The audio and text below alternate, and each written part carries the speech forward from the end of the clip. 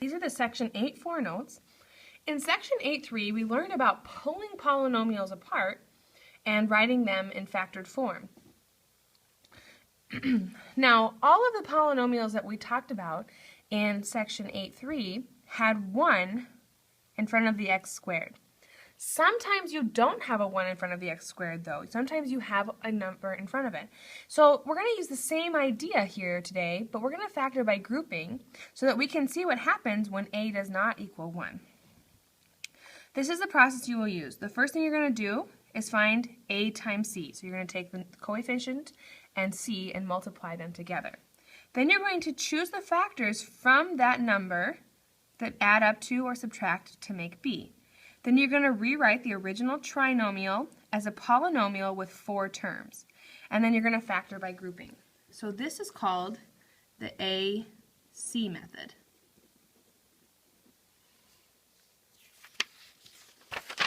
Okay, let's try an example.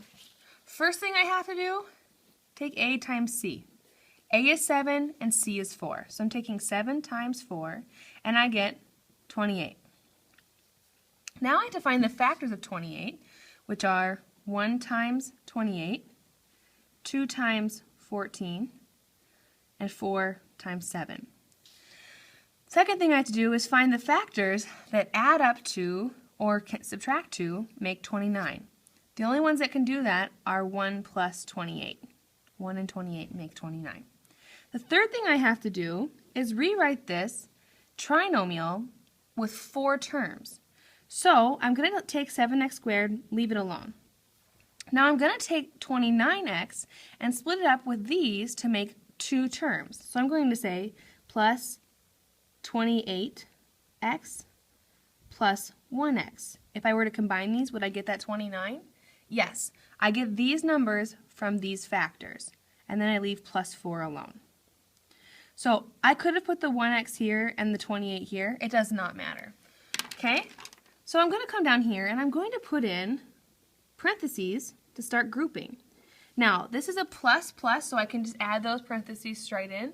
I'm going to show you in the next couple examples where you have to be kind of careful where you put your parentheses. Then I start factoring out of these groups. So my first group is 7x squared plus 28x. My second group is 1x plus 4. So out of 7x squared and 28x, what do they have in common? Well, they have a 7 in common, and they have an x in common. If I pull the 7 out and one of the x's out, I'm just left with x plus, and then 28 divided by 7 leaves me with 4, and the x is gone. Plus, now can I pull anything out of here? I have 1 and 4, can't factor anything out. This one has an x and this one doesn't. So since I can't factor anything out of this one, I'm just going to factor a 1 out and leave the rest alone. Okay? Now notice x plus 4 and x plus 4 are the same, so I can factor it out and multiply it by what's left, 7x plus 1. I can't factor anything out of here, can't factor anything out of here, so I'm finished. That's called the AC method.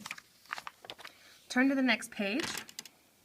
Let's actually have you try this one on your own. Pause the video and come back when you're ready. So I take a times c, so 3 times 18 gives me 54. The factors of 54 are 1 times 54, 2 times 27, 3 times 18. 54 can't be divided by 4. Can't be divided by 5. How about 6? 6 times 9. Can 54 be divided by 7? No. And not 8 either. So then we're done. Now we're trying to make 15, and since it's a plus plus, they're going to add up to 18. Or 15, sorry. So 6 and 9 give me that 15.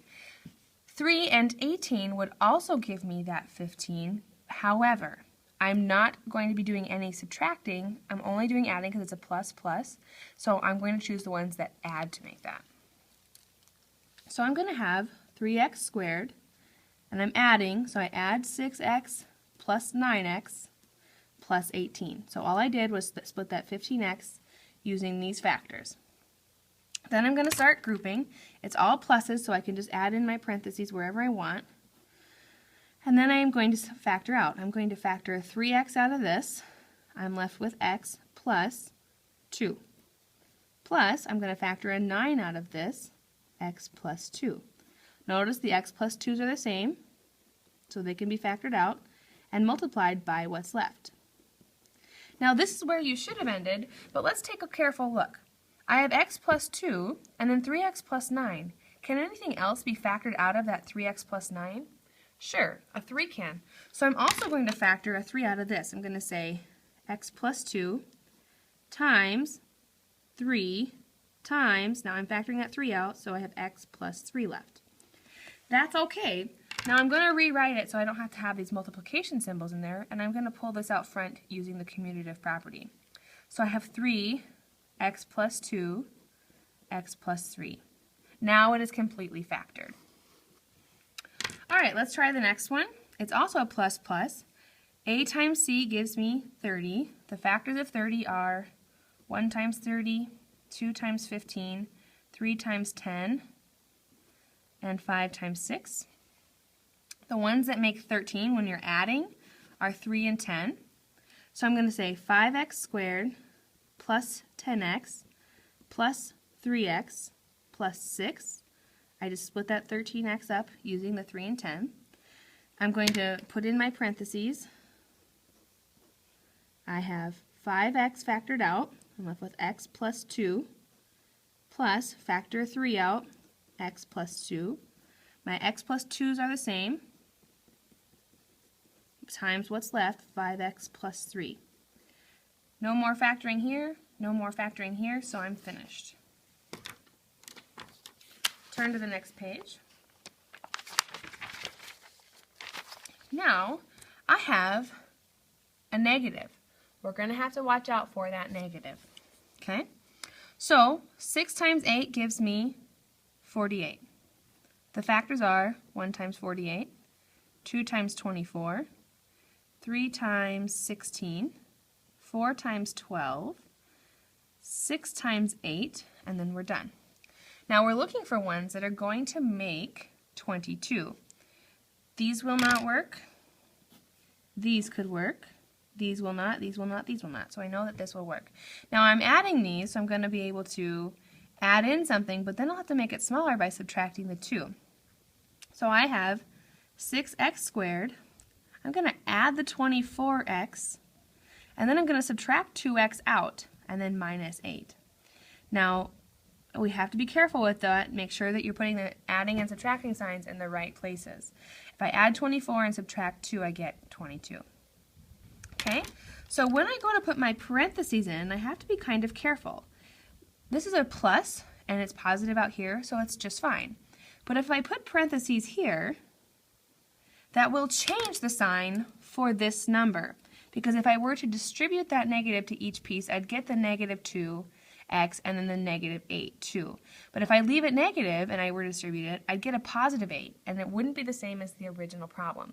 So when you're dealing with negatives, if you put parentheses around it and there's a negative here, you have to change this sign. Okay? So let's try the rest of this. So let's factor out a 6x. I'm left with x plus 4 minus, and I'm going to factor out a 2, x plus 4. Now, these are the same, so I'm going to factor them out. I got x plus 4 times what's left, which is 6x minus 2. Now I have a minus plus, and if I refer back to my 8-3 notes, where I can see if I should get a minus or a plus minus, I should see that a plus minus gives me a plus minus, so that works. Now, this is not completely factored. Another 2 can be pulled out. So if I pull a 2 out of here, I leave the x plus 4 alone, and I get 3x minus 1. And I'm completely factored. Okay, let's go to the next one. Again, I have a minus sign, so I have to be careful. A times c gives me 60. The factors are 1 times 60, 2 times 30, 3 times 20, 4 times 15, 5 times 12, and then I think we get back to 15. Do any of these make 17? These ones don't. These ones don't. These ones could. These ones don't. And these ones could. Now, I have to keep in mind that I'm going to be trying to get a negative 17. So I could either subtract 20 and then add 3 back in, or I could subtract 5 and subtract 12. I can choose. I'm going to go with the both subtraction. I'm going to say 3x squared minus 5x minus 12x plus 20. And that's all right. I can choose. So go ahead. We're going to put our parentheses in here now. So the first one, that's okay. But now if I put parentheses here, there's a negative here. So instead of this being positive, I have to change it to minus. Because if I distribute that, I'll get that minus 12x, and then negative times the negative gives me plus 20. Okay? Now I can deal with my factors. So I have 3x squared minus 5x minus 12x minus 20. So out of this one, the 3 and the 5, they can't be changed, but I can factor an x out. So I'm left with 3x minus 5. Minus, out of this one, I can factor, I can factor a 4 out, and I'm left with 3x minus 5. 3x minus 5 is the same, so I can factor it out, times what's left, which is x minus 4. And that's the end. Turn to the next one. A times c gives me 2. The factors of 2 are just 1 and 2. So when I go to do this, I'm trying to make a negative 1n. So I have 2n squared. Now if I subtract the 2n and then add back a 1n, I get that negative 1n. Okay? Then go ahead and add in your parentheses. Now, this is plus, so it can actually just stay the same on the inside of here. Out of the first binomial, I'm going to factor a 2n out. I'm left with n minus 1, plus, I can't factor anything out of here, so remember I just factor a 1, and I say n minus 1. So n minus 1 is the same, times what's left, which is 2n plus 1, and I'm finished. Alright, let's try the next one. 10 times 30 gives me 300. So I have 1 times 300, 2 times 150, 3 times 100, 4 times 75, 5 times 60, 6 times 50. 300 cannot be divided by 7, but it can be divided by, I'm using my calculator to find these factors. You guys can do the same thing. 10, so 10 times 30, not 11, 12, it can be divided by 12, so 12 times 25. Let's see.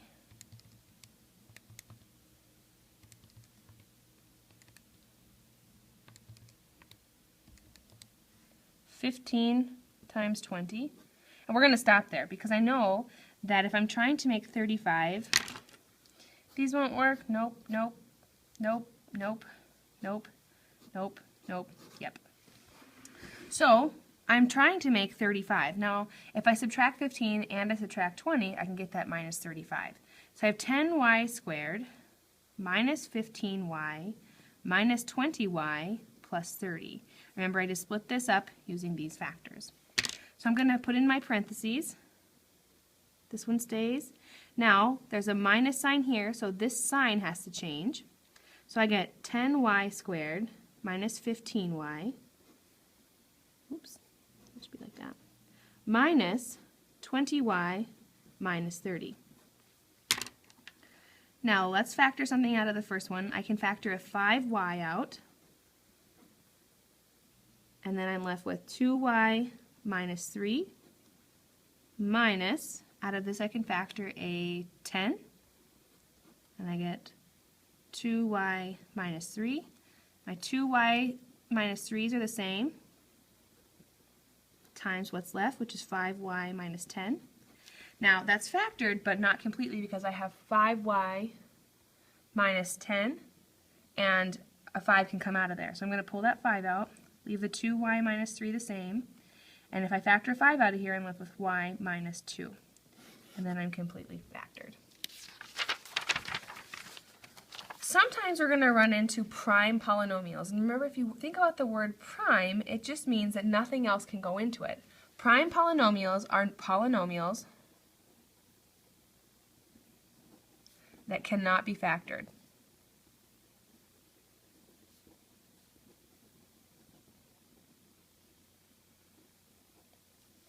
Okay, let's go ahead and take a look. So basically all you have to do is you start with the AC method. So 4 times 5 gives me 20. The factors of 20 are 1 times 20, 2 times 10, and 4 times 5. None of those in any which way can make 3.